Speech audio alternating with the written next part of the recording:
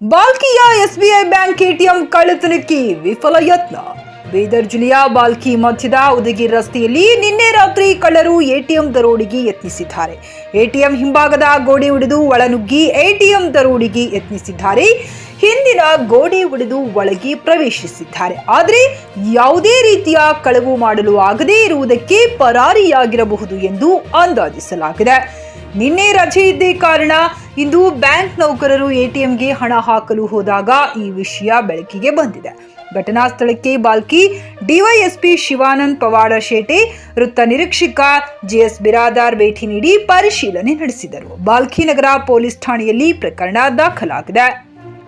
Shanthakumar Rathikar, JK news Kannada, Bhalki.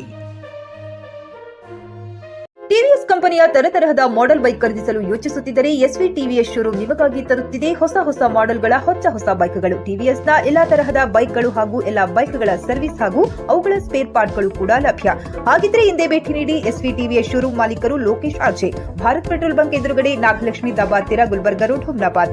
ನಿಮ್ಮ bike ಅನ್ನು ಕಾಯ್ದಿರಿಸಿಕೊಳ್ಳಲು ಹಿಂದೆ ಸಂಪರ್ಕಿಸಿ 8494951009 ಅಥವಾ 08483